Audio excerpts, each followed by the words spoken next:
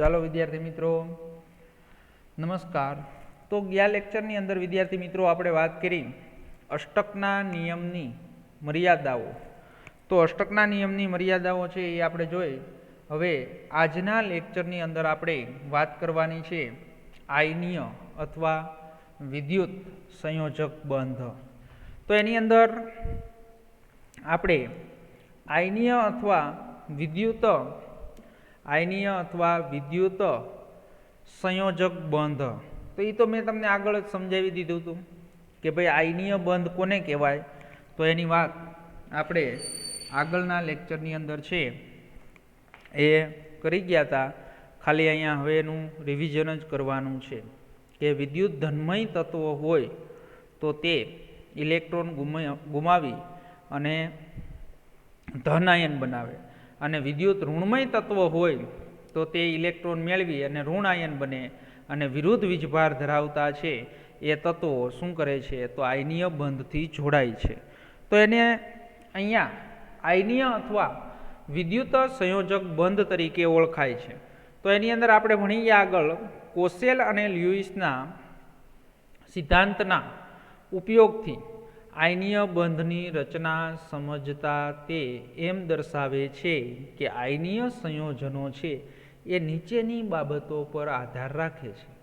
તો આ તો બધાને આપણે ત્રીજા ચેપ્ટરની અંદર પણ મેં સમજાવ્યું હતું કે જે તત્વ છે તો એ તત્વની અંદર આયનીય બંધ હોય, જે સંયોજન હોય તો એ સંયોજનની અંદર આયનીય બંધ બને છે। તો આયનીય બંધ બનવા માટે છે એ બે બાબતો આધાર છે।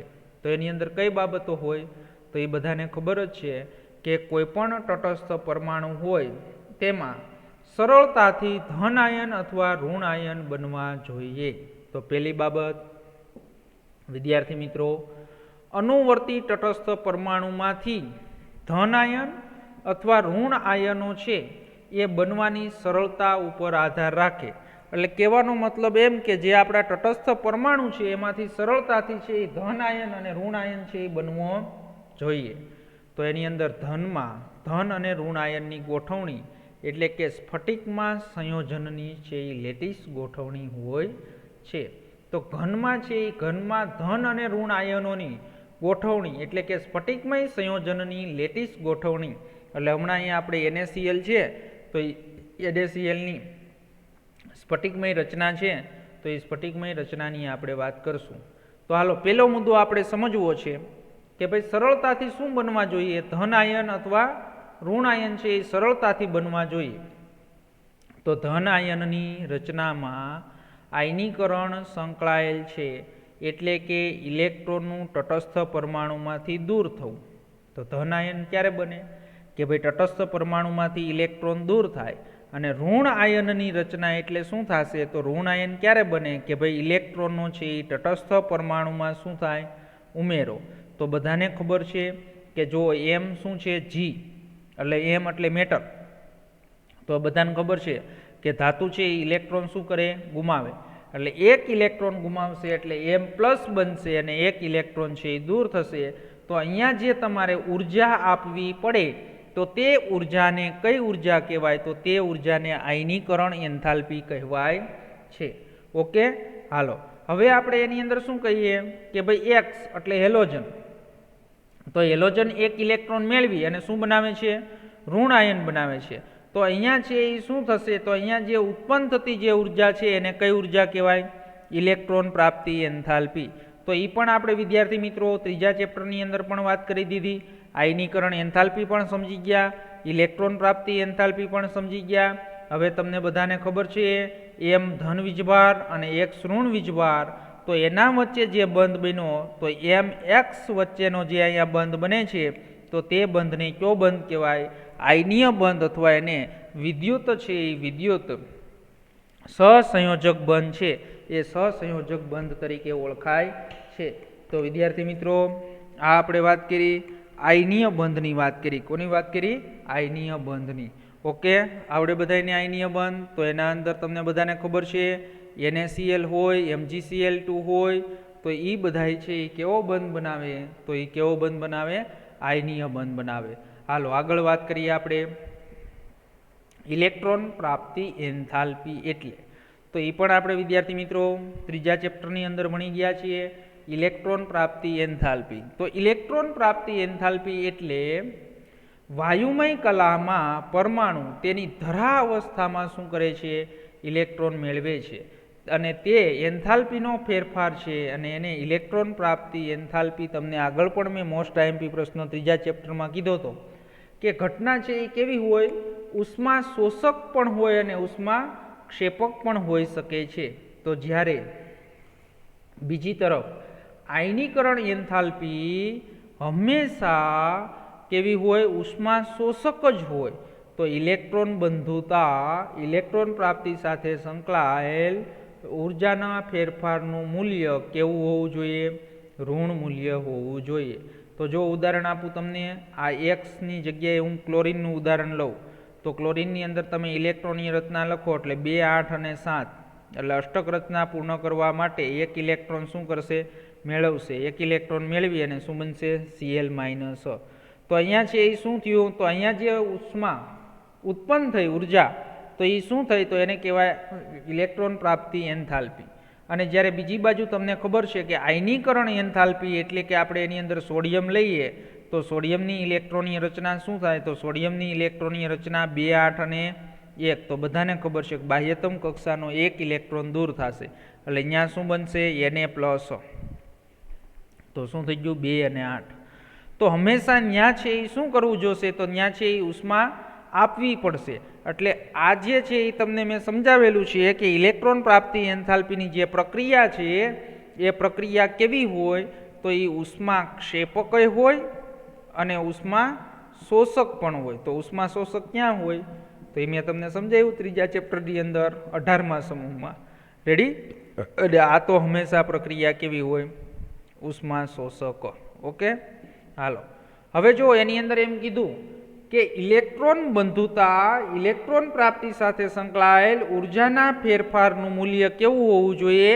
તો ઋણ. તો આ બેયનો તફાવત છે એ તફાવત કેવો આવવો જોઈએ? ઋણ આવવો જોઈએ. તો જ છે એની અંદર શું થશે કે આયનીય બંધ છે એ આયનીય બંધ બનશે. તો એની અંદર આપણે એક ઉદાહરણ આપ્યું છે NaCl-નું, તો એની પણ વાત કરી દઈએ આપણે. તો આથી એ સહજ છે કે આયનીય બંધ છે એ પ્રમાણમાં નીચી આયનીકરણ એન્થાલ્પી, એટલે તમારે શું કરવું છે? ઉર્જા આપવી છે. તો નીચી આયનીકરણ એન્થાલ્પી ધરાવતા તત્વો અને ઇલેક્ટ્રોન પ્રાપ્તિ એન્થાલ્પીનું ઊંચું ઋણ મૂલ્ય ધરાવતા તત્વો વચ્ચે જ શું થાય? આયનીય બંધ રચાશે. તો એની અંદર તમને બધા વિદ્યાર્થી મિત્રોને હવે ખબર હોવી જોઈએ અને એ તમને છે એ સમજાવી દઉં. પહેલા સમૂહના અને બીજા સમૂહના તત્વો હોય, પહેલા સમૂહ અને બીજા સમૂહના તત્વો, તો એની આયનીકરણ એન્થાલ્પીનું મૂલ્ય કેવું હોય? તો એની આયનીકરણ એન્થાલ્પીનું મૂલ્ય નીચું હોય. કેવું હોય? નીચું મૂલ્ય હોય. અને જ્યારે તમને ખબર છે કે 17મા સમૂહના જે તત્વો છે તો 17મા સમૂહના તત્વોની ઇલેક્ટ્રોન પ્રાપ્તિ એન્થાલ્પીનું મૂલ્ય કેવું હોય? તો ઇલેક્ટ્રોન પ્રાપ્તિ એન્થાલ્પીનું મૂલ્ય વધુ ઋણ હોય. કેવું હોય? વધુ ઋણ મૂલ્ય હોય. ઓકે, ખબર પડી ગઈ બધાને? તો હવે એની અંદર તમને ખબર હોય કે પહેલા બીજા અને 17મા સમૂહ સાથે છે એ સંયોજન બનાવે તો એની અંદર કયો બંધ બનશે? તો એ કેવો બંધ બને? આયનીય બંધ. તો તમને ખબર જ છે NaCl ઉદાહરણ લ્યો, NaCl આયનીય બંધ. MgCl2 લ્યો તો કયો બંધ બને? આયનીય બંધ બને. તો આવી રીતે છે એ તમને આયનીય બંધ બનવા માટે આયનીકરણ એન્થાલ્પીનું મૂલ્ય નીચું હોવું જોઈએ અને ઇલેક્ટ્રોન પ્રાપ્તિ એન્થાલ્પીનું ઊંચું ઋણ મૂલ્ય હોવું જોઈએ. ઓકે, તો એના વચ્ચે છે એ બંધ રચાશે. એ કયો બંધ રચાશે? તો એના વચ્ચે જે બંધ રચાય છે એને આયનીય બંધ કહેવાય છે. ઓકે, હાલો. તો એની અંદર મોટા ભાગના આયનીય સંયોજનોમાં ધન આયન ધાત્વીય તત્વોમાંથી વ્યુત્પન્ન થાય છે. એટલે એ મેં તમને સમજાવી દીધું હમણાં. શું થશે? ધાત્વીય, કારણ કે ધાતુ તત્વ છે એ શું કરે? ઇલેક્ટ્રોન ગુમાવે. અને ઋણ આયન ક્યાંથી બને? તો ઋણ આયન છે એ અધાત્વીય તત્વોમાંથી બને છે.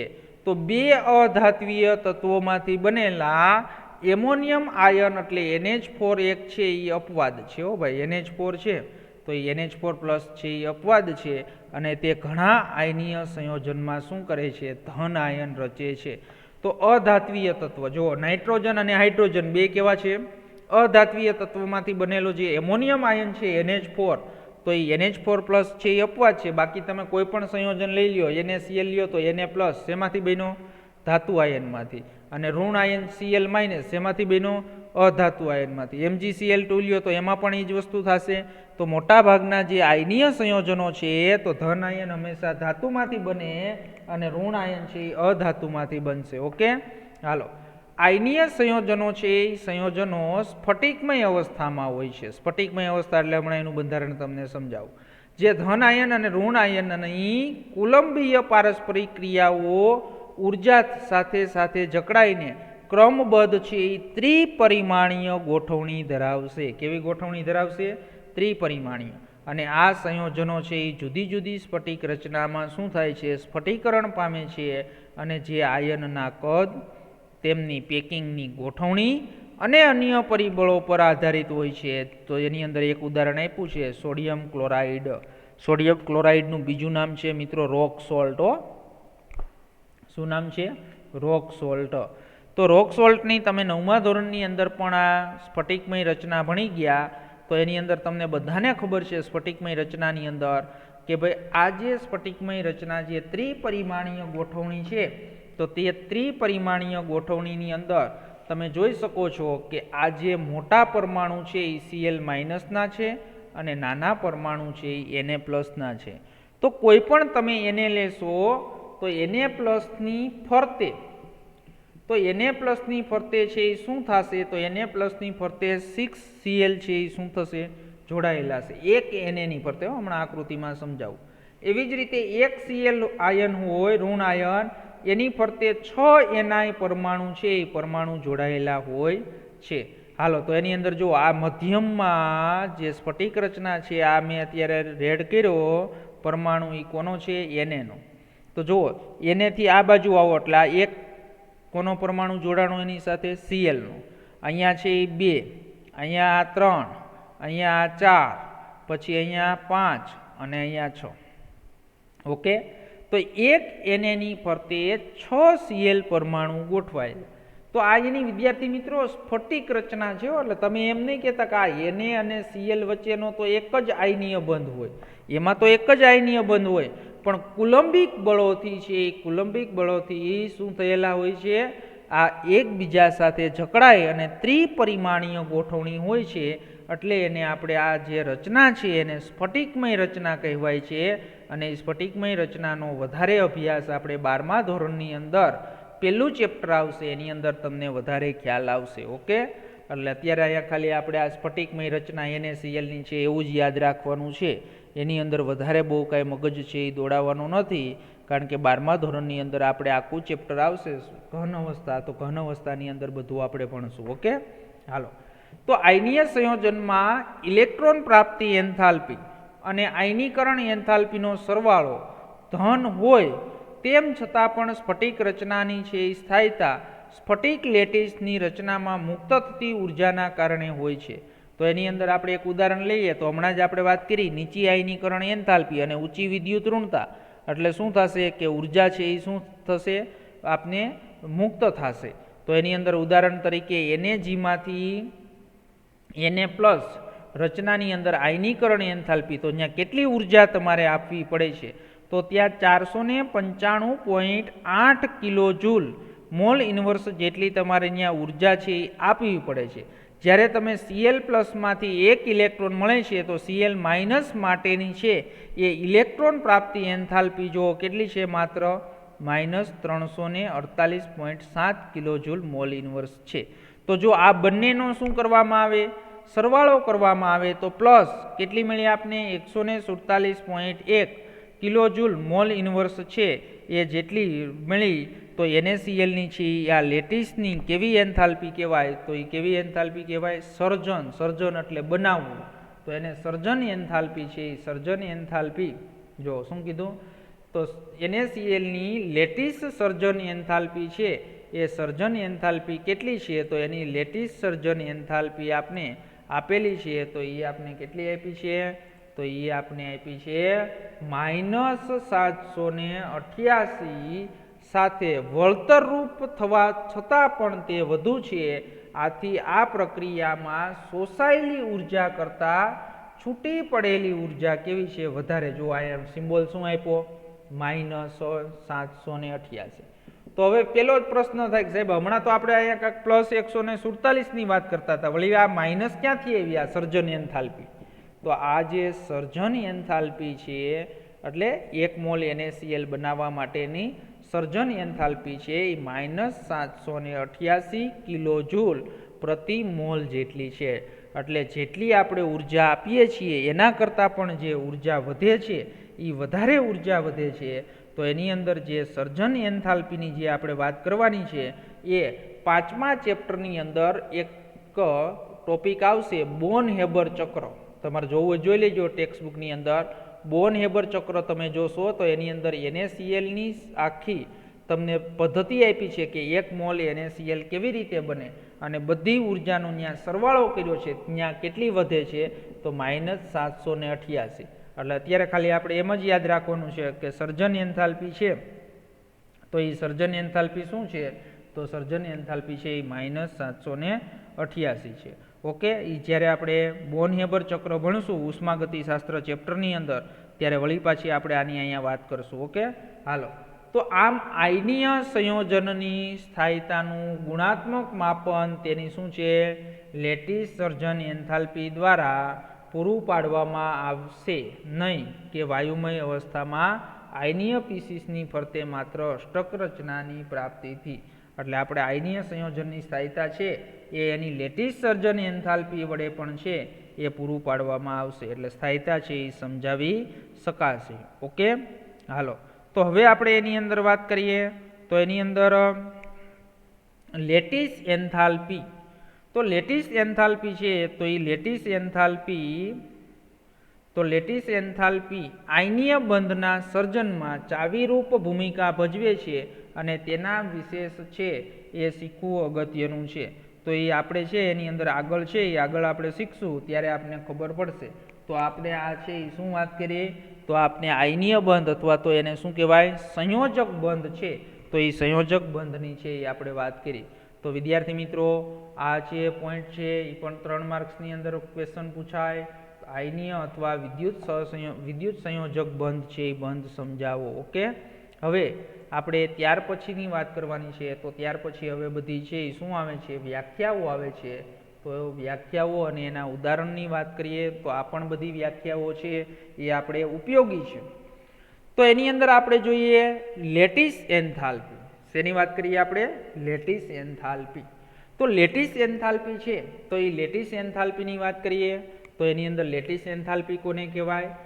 આયનીય ઘનની લેટિસ એન્થાલ્પી આ રીતે વ્યાખ્યાયિત કરી શકાય કે 1 મોલ ઘન સંયોજનને સંપૂર્ણપણે તેના વાયુમય ઘટકીય આયનોમાં ફેરવા માટે જરૂરી ઉર્જા છે. તો એ તો વિદ્યાર્થી મિત્રો આપણે હમણાં જ વાત કરી કે ભાઈ ઉદાહરણ તરીકે NaClની લેટિસ એન્થાલ્પી કેટલી છે? તો NaClની લેટિસ એન્થાલ્પી છે, સર્જન એન્થાલ્પી નથી બોલતો હું અહીંયા, લેટિસ એન્થાલ્પી કહું છું. લેટિસ એન્થાલ્પી એટલે જો ખાસ સમજવાનું છે કે 1 મોલ ઘન સંયોજન હોય તો 1 મોલ ઘન સંયોજન હોય તેના વાયુમય ઘટકીય આયનોમાં રૂપાંતરણ કરવા માટે જરૂરી ઉર્જાને શું કહેવાય? તો જરૂરી ઉર્જાને લેટિસ ઉર્જા કહેવાય છે. તો એની અંદર વિદ્યાર્થી મિત્રો આપણે હમણાં જ એવી વાત કરી કે ભાઈ NaCl હોય, શું હોય? NaCl. હાલો સમજાવો એટલે તમને મગજમાં ઉતરી જાય. જો NaCl હોય તો આ NaClની સર્જન એન્થાલ્પી. સર્જન એન્થાલ્પી એટલે શું? કે તમારે 1 મોલ છે એ શું બનાવવો છે? તમારે તો 1 મોલ છે NaCl બનાવવો છે. તો હમણાં કીધું આપણે કે સર્જન એન્થાલ્પી માઇનસ શું હતું? તો માઇનસ છે એ 788 કિલોજૂલ પ્રતિ મોલ. એટલે 1 મોલ NaCl બનાવો ને તો આટલી ઉર્જા છે અહીંયા મુક્ત થશે. તો હવે તમારે લેટિસ એન્થાલ્પીની વાત કરવી છે. તો લેટિસ એન્થાલ્પી એટલે શું? તો કે ભાઈ લેટિસ એન્થાલ્પી એટલે કે 1 મોલ છે એ શું હોય? આયનીય સંયોજનને તેના ઘટકોની અંદર વાયુમય ઘટકોની અંદર રૂપાંતરણ કરવા માટે જરૂરી ઉર્જાને. તો હવે જો NaCl છે એને એના વાયુમય ઘટકોની અંદર રૂપાંતરણ કરવું છે તો Nag અને પ્લસ શું થશે? તો પ્લસ Na+G અને Cl-G. એટલે આ Na અને Cl વચ્ચેનો છે એ તમારે શું કરવું છે? તો આ બંધ તોડવો છે અને એના વાયુમય ઘટકોની અંદર રૂપાંતરણ કરવું છે. તો અહીંયા શું થશે? તો અહીંયા જેટલી ઉષ્મા છૂટી પડી હતી એટલી જ વળી પાછી અહીંયા ઉષ્મા શું કરવું પડે? આપવી પડે. તો અહીંયા માઇનસ નિશાની અહીંયા સર્જન એન્થાલ્પીમાં હતી, પણ અહીંયા પ્લસ છે એ શું થશે? તો plus 788 kilo joule mall inverse. એટલે અહીંયા જ્યાં છૂટી પડી હતી બનાવતા હતા, જો સીધું જ છે કે 1 મોલ તમે NaCl બનાવો ત્યારે જેટલી ઉષ્મા છૂટી પડી હોય એટલી જ 1 મોલ NaCl માંથી વળી પાછા Na પ્લસ અને Cl માઇનસ બનાવવા હોય તો એટલી વળી પાછી ઉષ્મા શું કરવું પડે? આપવી પડે. તો એ આપવી પડે, તો એ આપવી પડે એટલે શું કરવું જોશે? તો એ આપવી પડશે એટલે ત્યાં તમારે છે એ પ્લસની નિશાની થઈ જશે. શું થઈ જશે? પ્લસની નિશાની. એટલે ત્યાં તમે એટલી ઉર્જા છે એ ઉર્જા શું કરશો? તો ઉર્જા છે એ ઉર્જા તમે ત્યાં આપો છો. શું કરો છો? તમે આપો છો. ઓકે, હાલો આવડે બધાને? તો એની અંદર આ જે વાત કરી લેટિસ એન્થાલ્પીની વાત કરી. કોની વાત કરી? Lattice enthalpy. તો એની અંદર NaCl ની લેટિસ એન્થાલ્પી 788 કિલોજૂલ મોલ ઇન્વર્સ છે. તો આનો અર્થ એમ થાય કે 1 મોલ ધન NaCl ને અનંત અંતરે 1 મોલ Na પ્લસમાં અને 1 મોલ Cl માઇનસમાં ફેરવવા માટે 788 કિલોજૂલ ઉર્જાની જરૂર પડશે. તો આ ઘટનામાં અસમાન ભાર ધરાવતા આયનો વચ્ચે શું હોય? Na પ્લસ અને Cl માઇનસ વચ્ચે આકર્ષણ હોય અને સમાન ભાર ધરાવતા આયનો વચ્ચે શું હોય? અપાકર્ષણ બળોનો સમાવેશ થાય છે. તો ઘન સ્ફટિક ત્રિપરિમાણીય હોવાથી માત્ર આકર્ષણ અને અપાકર્ષણ બળો વચ્ચેની પારસ્પરિક ક્રિયા પરથી એની લેટિસ એન્થાલ્પી સીધી જ ગણી શકાય નહીં. એટલે લેટિસ એન્થાલ્પી સીધી જ ગણી શકાય નહીં. તો સ્ફટિક ભૂમિતિ સાથે સંકળાયેલા પરિબળોનો પણ ત્યાં શું કરવો પડે? સમાવેશ કરવો પડે. તો એની અંદર આ વિદ્યાર્થી મિત્રો છે એ શેની વાત કરી? લેટિસ એન્થાલ્પીની વાત કરી. તો લેટિસ એન્થાલ્પી આવડે બધાને? હાલો, તો લેટિસ એન્થાલ્પી છે એ લેટિસ એન્થાલ્પી જોઈ. હવે ત્યાર પછી આપણે વાત કરવાની છે. તો ત્યાર પછી આપણે એની અંદર બંધ પ્રાચલો, તો હવે બધી વ્યાખ્યાઓ જ છે. તો બંધ પ્રાચલોની અંદર આપણે વાત કરીએ તો બંધ લંબાઈ, બંધ કોણ, તો આ બધી વ્યાખ્યાઓનો આપણે અભ્યાસ કરવાનો છે. બંધ પ્રાચલો એટલે એને કહેવાય બોન્ડ પેરામીટર. શું કહેવાય એને? Bond parameter. તો બોન્ડ પેરામીટરની અંદર પહેલી વ્યાખ્યા છે બંધ લંબાઈ, બોન્ડ લેન્થ. તો એ તો બધાને ખબર જ છે બંધ લંબાઈ કોને કહેવાય. તો બંધ લંબાઈ છે તો એ બંધ લંબાઈની આપણે વાત કરી દઈએ. તો બંધ લંબાઈને આ પ્રમાણે વ્યાખ્યાયિત કરી શકાય કે અણુમાં જોડાયેલા બે પરમાણુના કેન્દ્રો વચ્ચેના સંતુલિત અંતરને શું કહેવાય? બંધ લંબાઈ કહે છે. તો ઉદાહરણ આપું, જો આ હાઇડ્રોજનના બે પરમાણુ છે. તો આ હાઇડ્રોજન અને આ હાઇડ્રોજન. તો આ બંને હાઇડ્રોજન પરમાણુ વચ્ચેનો આ જે બંધ છે એની લંબાઈ હોય તો એને શું કહેવાય? બંધ લંબાઈ. પણ ક્યાંથી માપવી? બંધ લંબાઈ ક્યાંથી માપવી? તો આ પરમાણુનું કેન્દ્ર અને આ પરમાણુના કેન્દ્ર વચ્ચેનું જે અંતર છે તો એ અંતરને શું કહેવાય? બંધ લંબાઈ. એટલે શું કીધું? અણુમાં જોડાયેલા બે પરમાણુના કેન્દ્રો વચ્ચેના સંતુલિત અંતરને શું કહેવાય? બંધ લંબાઈ કહે છે. તો બંધ લંબાઈ વિદ્યાર્થી મિત્રો આપણે માપવી હોય તો કોના વડે મપાય? તો બંધ લંબાઈ છે એ વર્ણપટ દર્શકીય પદ્ધતિઓ, ક્ષકિરણ વિવર્તન, ઇલેક્ટ્રોન વિવર્તન ટેકનિક છે. આ એના નામ છે વર્ણપટદર્શકીય પદ્ધતિ, પણ એમાં બે ટેકનિક ક્ષકિરણ વિવર્તન અને ઇલેક્ટ્રોન વિવર્તન તકનીકોથી નક્કી કરી શકાય છે. અને જેનો અભ્યાસ તમે ઉચ્ચતર ધોરણમાં કરશો તો બંધિત થયેલા પરમાણુઓની જોડ બંધ લંબાઈમાં છે એ બંધ લંબાઈમાં ફાળો આપે છે. તો સહસંયોજક બંધમાં દરેક પરમાણુનો ફાળો તે પરમાણુની સહસંયોજક ત્રિજ્યા કહેવાય છે. તો બંધિત અવસ્થામાં કોઈપણ પરમાણુના કોર જે સંલગ્ન પરમાણુઓના કોર સાથે સંપર્કમાં હોય તો તેમની ત્રિજ્યા પરથી એની શું નક્કી કરાય? સહસંયોજક ત્રિજ્યા પણ નક્કી કરી શકાય. તો જો સમાન અણુ, હમણાં એનું ઉદાહરણ આપો. તો સમાન અણુ હોય, શું હોય? સમાન, જે હાઇડ્રોજનની આપણે વાત કરી તે. તો એની અંદર સમાન અણુ હોય તો એ સમાન અણુઓમાં છે એ સમાન અણુઓમાં છે એ અણુઓમાં સહસંયોજક બંધથી જોડાયેલા હોય તો બે પરમાણુ વચ્ચે છે, તો એ બે પરમાણુ વચ્ચેના શું કહેવાય, તો બે પરમાણુ વચ્ચે છે એનું જે અંતર છે તો એને અંતરનું અડધું અંતર કરી નાખો તો એને શું કહેવાય, ત્રિજ્યા કહેવાય. તો સહસંયોજક બંધથી જોડાયેલા બે સમાન પરમાણુ વચ્ચેના અંતરનું અડધું મૂલ્ય છે તો એની અંદર છે એને શું કહેવાય, સહસંયોજક ત્રિજ્યા કહેવાય. તો એની અંદર આપણે ઉદાહરણ દ્વારા સમજીએ કે ભાઈ જો તમને આ બે પરમાણુ આપેલા છે, પણ જો બે પરમાણુ તમને આપેલા છે પણ આ બંને પરમાણુ એ અને બી છે એ કેવા છે, તો એ અને બી છે એ જુદા જુદા છે. તો જુદા જુદા હોય તો એનું અડધું મૂલ્યને ત્રિજ્યા ન કહેવાય, પણ મેં હમણાં વ્યાખ્યા આપી, સમાન પરમાણુ હોય કે હાઇડ્રોજન અને હાઇડ્રોજન તો અથવા Cl2 અને Cl લ્યો તો આ Cl અને Cl બે પરમાણુ છે તો બે પરમાણુના કેન્દ્ર વચ્ચેનું અંતર છે એ અડધું અંતર હોય તો આને ત્રિજ્યા કહેવાય. તો હવે આ પરમાણુનું કેન્દ્ર એ અને આ બી પરમાણુનું કેન્દ્ર થયું. તો હવે જો આ જે કોર એટલે આ જે બે ભેગા થાય એને કોર કહેવાય. તો આ જે ત્રિજ્યા થઈ એને કોની ત્રિજ્યા કહેવાય, આર એ, અને અહીંથી આ જે ત્રિજ્યાનું મૂલ્ય મળે એને શું કહેવાય, આર બી. ઓકે, તો આ છે એની શું થઈ, ત્રિજ્યાની વાત કરી. તો જો સમાન અણુ હોય એમાં સમાન પરમાણુ હોય તો બંધ લંબાઈનું અડધું કરી નાખો તો એ શું થઈ જાય, તો અડધું કરી નાખો એને શું કહેવાય, સહસંયોજક ત્રિજ્યા કહેવાય. તો એવી જ રીતે વિદ્યાર્થી મિત્રો વાન ડર વાલ્સ ત્રિજ્યાની વાત કરવી છે. તો વાન ડર વાલ્સ ત્રિજ્યા પરમાણુની એકંદરે ત્રિજ્યા દર્શાવે છે જેમાં અબંધકારક પરિસ્થિતિઓમાંના સંયોજકતા કોષનો પણ સમાવેશ કરવામાં આવે છે. આ શબ્દ ખાસ આવવો જોઈએ આ વ્યાખ્યામાં. અબંધકારક પરિસ્થિતિમાંના સંયોજકતા કોષનો પણ સમાવેશ થાય. ઉપરાંત વાન ડર વાલ્સ ત્રિજ્યા ઘનમાંના અલગ અલગ અણુઓમાંના બે સમાન પરમાણુઓ વચ્ચેનું શું છે, અંતરનું અડધું મૂલ્ય છે. તો હવે મારે બે વસ્તુ તમને સમજાવી છે. ક્લોરીનની સહસંયોજક ત્રિજ્યા સમજાવી છે અને ક્લોરીનની શું સમજાવી છે, તો ક્લોરીનની છે એ વાન ડર વાલ્સ ત્રિજ્યા પણ તમને સમજાવી છે.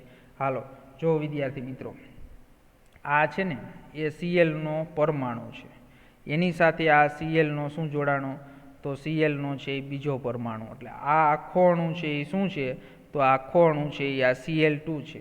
તો એવી જ રીતે આ પણ છે એ કોનો અણુ છે, તો આ પણ છે એ Cl2નો અણુ છે. ઓકે, હવે જો એ જ અણુ બે અહીંયા દોર્યા છે. હવે આ જે કેન્દ્ર અને આ કેન્દ્ર,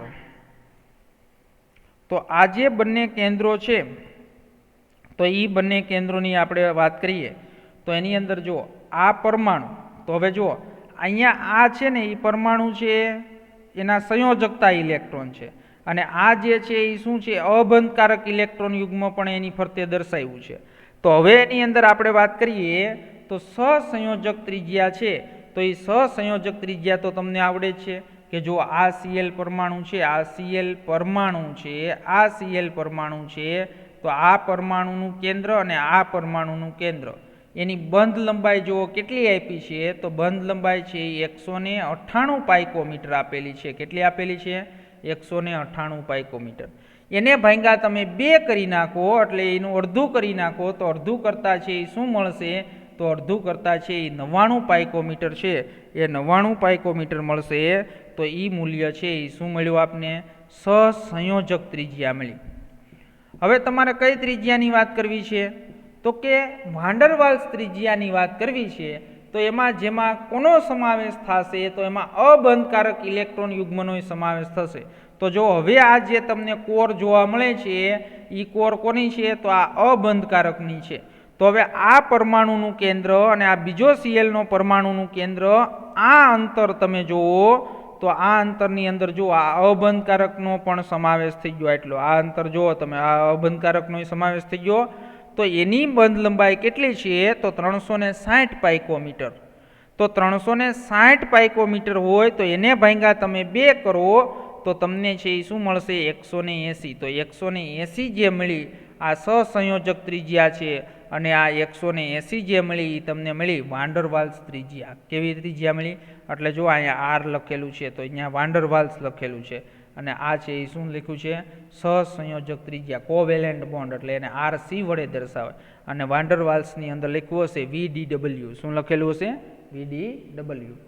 ઓકે, તો કાંઈ હવે જો તમને તફાવત ખબર પડી જવી જોઈએ વાન ડર વાલ્સનો મતલબ શું છે અને સહસંયોજક ત્રિજ્યાનો મતલબ શું છે.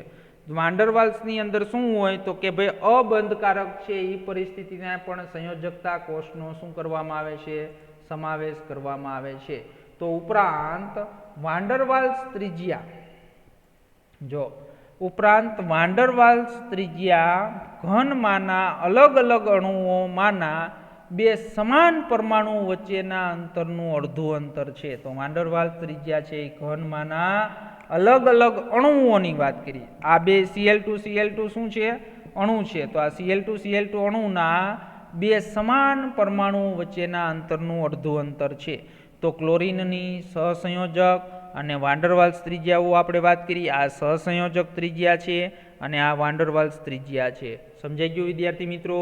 તો વાન ડર વાલ્સ ત્રિજ્યા અને સહસંયોજક ત્રિજ્યા છે તો એ તમને ખબર હોવી જોઈએ. તો હવે જો એકલ બંધ, દ્વિબંધ અને ત્રિબંધની કેટલીક ત્રિજ્યાઓ આપને કોષ્ટકની અંદર આપેલી છે અને કેટલાક સામાન્ય અણુઓની પણ છે એ કોષ્ટકની અંદર બંધ લંબાઈ આપેલી છે અને કેટલાક સામાન્ય તત્વોની સહસંયોજક ત્રિજ્યા પણ કોષ્ટકની અંદર આપેલી છે. તો એ પણ તમને કહી દઉં વિદ્યાર્થી મિત્રો, જેમ જેમ છે એ શું થાય, બંધ લંબાઈ છે એ બધાની અંદર ખબર હોવી જોઈએ. બંધ લંબાઈ છે એ તમને આવડવું જ જોઈએ. બંધ લંબાઈના ડેટા ગોખવાના નથી, પણ એની અંદર શું સમજણ હોવી જોઈએ કે એની અંદર કઈ બાજુ તમે જશો તો એની અંદર પરમાણુનું કદ વધે તો એની બંધ લંબાઈ પણ વધે. તો એ બધો ખ્યાલ આપને હોવો જોઈએ. તો આપણે એની અંદર છે એ કેટલાક અણુઓના એકલ બંધ, દ્વિબંધ અને ત્રિબંધની છે એ બંધ લંબાઈની તમને આ બંને કોષ્ટક દ્વારા છે એ સમજૂતી આપું એટલે ખબર પડી જાય. જો ઓક્સિજન અને હાઇડ્રોજન વચ્ચેની બંધ લંબાઈ કેટલી? 96. કાર્બન અને હાઇડ્રોજન વચ્ચે 107. નાઇટ્રોજન અને ઓક્સિજન વચ્ચે 136. કાર્બન અને ઓક્સિજન વચ્ચે 143. હવે કાર્બન અને નાઇટ્રોજન વચ્ચેની 143. કાર્બન કાર્બન સિંગલ બંધ 154. હવે જો આવ્યું કાર્બન ડબલ બંધ ઓક્સિજન. જો આ કાર્બન સિંગલ બંધ ઓક્સિજન. તો બધાને ખબર હોવી જોઈએ કે સિંગલ બંધ કરતાં ડબલ બંધની બંધ લંબાઈ ઓછી હોય. જો આ કાર્બન અને ઓક્સિજન વચ્ચે 143 છે, અહીંયા કાર્બન અને ઓક્સિજન વચ્ચે કેટલી છે? 121 છે. ખબર પડી ગઈ? હાલો, તો એવી જ રીતે જો નાઇટ્રોજન ડબલ બંધ ઓક્સિજન, તો નાઇટ્રોજન સિંગલ બંધ ઓક્સિજનની કેટલી? 136. તો નાઇટ્રોજન ડબલ બંધ ઓક્સિજનની 122. કાર્બન સિંગલ બંધ કાર્બનની કેટલી? તો 154. કાર્બન ડબલ બંધ કાર્બનની 133. કાર્બન નાઇટ્રોજનની 138. ટ્રિપલ બંધ તો જો એના કરતાં ઓછી 116 અને આની અંદર કાર્બન કાર્બનની ઓછી. એટલે વસ્તુ એક જ તમને હું કહું કે ભાઈ સિંગલ બંધની બંધ લંબાઈ વધારે હોય એના કરતાં ડબલ બંધની બંધ લંબાઈ છે એ ઓછી હોય અને એના કરતાં ટ્રિપલ બંધની બંધ લંબાઈ છે એ ઓછી હોય. ઓકે, સમજણ પડી ગઈ? હાલો બીજું કોષ્ટક જોઈએ. તો બીજા કોષ્ટકની પણ વાત કરીએ આપણે. તો એની અંદર તમને આપ્યું છે H2Cl2Cl2Br2 I2. જો તમને ખબર છે 17મા સમૂહમાં AfClBr I લ્યો તો સમૂહમાં ઉપરથી નીચે જાઓ એટલે પરમાણ્વીય કદ વધે. તો પરમાણ્વીય કદ વધે તો શું થાય? તો પરમાણ્વીય કદ વધે તેની બંધ લંબાઈ વધે. જો F2માં 144, Cl2ની અંદર 199, Br2ની અંદર 228 અને I2ની અંદર 267. ઓકે, તો શું થશે? એક જ સમૂહના જ્યારે તત્વો હોય ત્યારે સમૂહમાં ઉપરથી નીચે તરફ જતા તેના પરમાણ્વીય કદના વધારા સાથે તેની બંધ લંબાઈમાં પણ શું થાય? વધારો. જો N2O2 તો N2ની અંદર 109, આની અંદર 121. હવે જો અહીંયા હાઇડ્રોજન સરખા પણ અહીંયા પણ આવ્યું FClBrI તો એની અંદર પણ તમને ખબર પડે કે ઉપરથી નીચે જાઓ એટલે બંધ લંબાઈ વધે. એટલે હાઇડ્રોજન ફ્લોરાઇડમાં 92, ક્લોરાઇડમાં 127, બ્રોમાઇડમાં 144 અને આયોડિનમાં 160. તો આ MCQ છે એ કઈ રીતે પૂછાય? તો MCQ છે એ બંધ લંબાઈના ડેટા નથી યાદ રાખવાના તમારે. તો તમને આવો ચડતા ક્રમમાં અને ઉતરતા ક્રમમાં કે ભાઈ HF, HCl, HBr અને HI તો આનો બંધ લંબાઈનો ચડતો ક્રમ ને ઉતરતો ક્રમ તો હાઇડ્રોજન આયોડાઇડ સૌથી વધારે બંધ લંબાઈ, એના કરતાં બ્રોમિનમાં ઓછી, એના કરતાં ક્લોરિનમાં ઓછી અને એના કરતાં ફ્લોરિનમાં ઓછી. આવડે વિદ્યાર્થી મિત્રો બધાને? હાલો, તો એની અંદર છે એ આપણે બંધ લંબાઈ છે એના ડેટા ગોખવાના નથી, પણ એની છે એ શું આવડવું જોઈએ? ક્રમ આવડવો જોઈએ. હાલો, સહસંયોજક ત્રિજ્યાઓ આપેલી છે. તો સહસંયોજક ત્રિજ્યાઓ પણ તમને અહીંયા શું આપેલી છે? કાર્બનની સિંગલ બંધની આપેલી છે.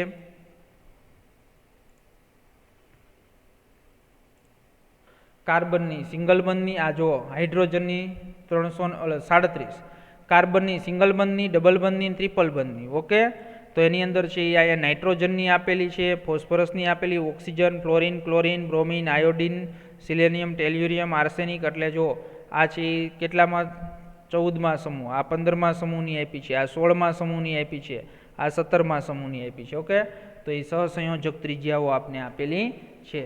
તો બધા સમૂહની તમને આપેલી છે. તો સિંગલ બંધની કેટલી હોય, ડબલ બંધની કેટલી હોય અને ટ્રિપલ બંધની કેટલી હોય. જો નાઇટ્રોજનમાં સિંગલ 74, ડબલની 65 અને ટ્રિપલની 55 ઘટતી જાય.